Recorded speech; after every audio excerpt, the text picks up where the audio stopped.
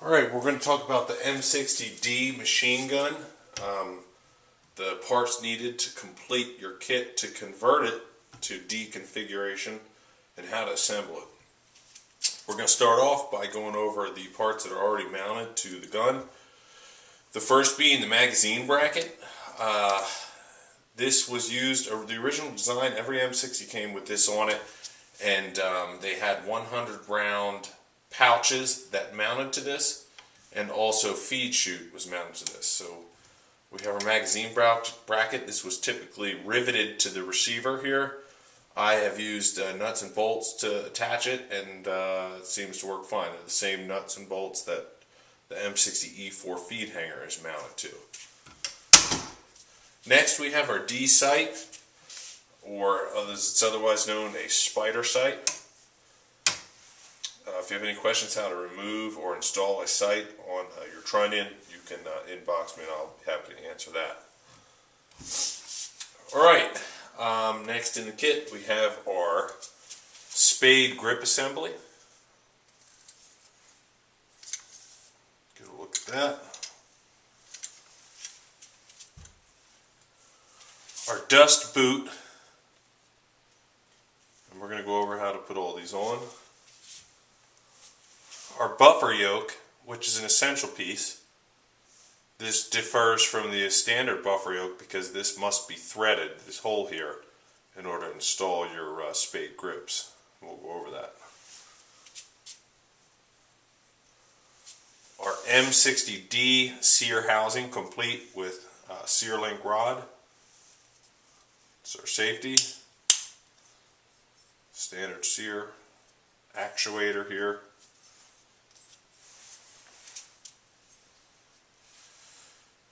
Our Sear link rod pin. If you do have a D kit and you want to shoot it, I recommend getting a few extras of these. They're very small and they do tend to disappear. And our D Sear housing retainer spring. The difference between a standard spring and this spring is it's thinner, and you can see in the back this is made to attach to a smaller pin, only used on the D model.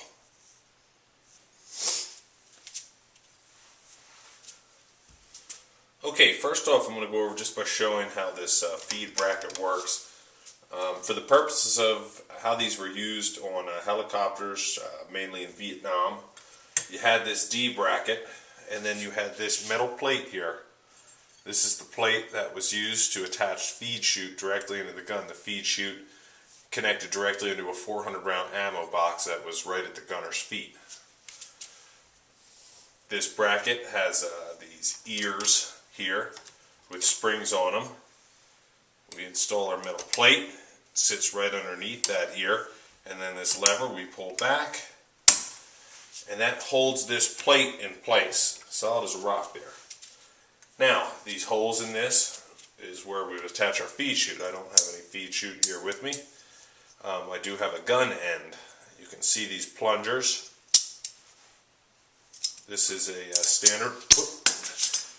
This is a standard armament feed chute end, gun end specifically. And the way that would work is you put it here in your bracket. It would attach, and the feed chute would feed directly into the gun. And that's just obviously to help avoid malfunctions, jams, things like that. Alright, for the purposes of this video, I've already taken out the bolt, op rod, drive rod spring. So, the first thing we want to install with this is our M60D Sear housing.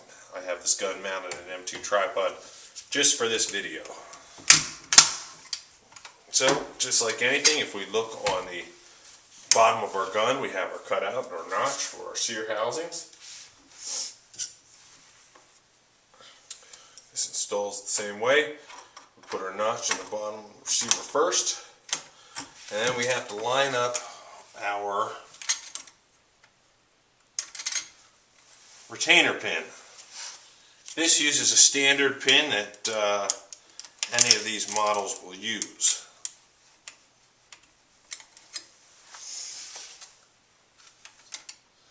Just like any time you're installing this, these can be a little tricky to line up perfectly.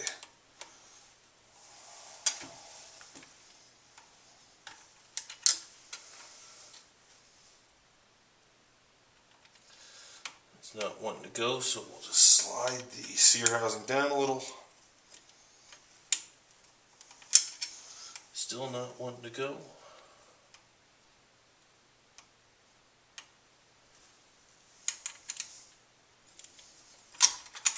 Keep sliding back.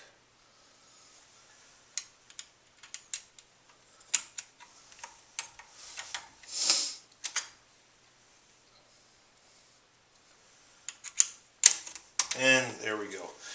And you want a precision fit with this. Now, we have our sear housing installed on the bottom. We want to install our retaining spring.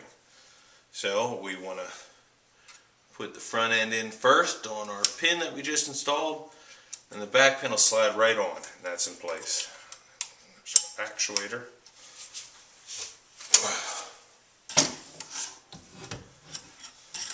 Set this back into the tripod here. Alright, so we have our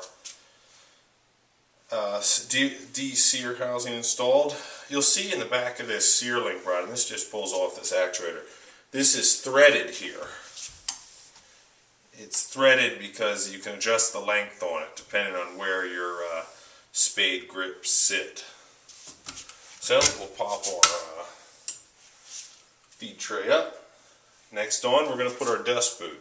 Our dust boot is exactly what it sounds like. It was designed to cover these openings up when set in D configuration, just to avoid debris and whatnot getting inside. And that just slides on the back over the bridge onto the receiver. Now that everything's in place, we want to install our bolt and op rod back. It's not going to want to go just as if you were installing on anything else. So what we have to do is we have to push up on our actuator, which will drop our sear and allow our bolt to go home. Drive rod and drive rod spring go in the back of the op rod, same as if you were assembling any other configuration. Next, it's a standard buffer used with this. We're going to just install this right in the back. And once we're lined up with the groove at the top of our rails, we'll just put our yoke in place. We have our buffer sitting there. Spade grips are what we're going to install next. Again, there's a threaded end on this rod that's threaded in by this wheel right here. And that's what threads into the yoke, and that actually holds these spade grips on the gun. If you can see here, once the this is threaded into the point where the wheel is close to this housing, you can use your finger and push that detent forward and it'll allow it to tighten up, so there's no play in it. This rod goes above the buffer. So what we'll do is we'll snug this right over our dust boot. And it just sits right over the buffer, machined perfectly so that it's the correct length. There we go. It's in place. And then we'll start threading this into the yoke. It'll pick up real quickly. Then we'll push that detent back that we just described and tighten that wheel up until we hear it click and the detent holds it in place and we have no play. Now at the bottom of your housing you're going to notice a small hole, and what that is, that's for your sear link rod to go into, and you have to line those holes up, the hole from your sear link rod as well as the hole from your spade grips, and then this small pin that we discussed goes in place.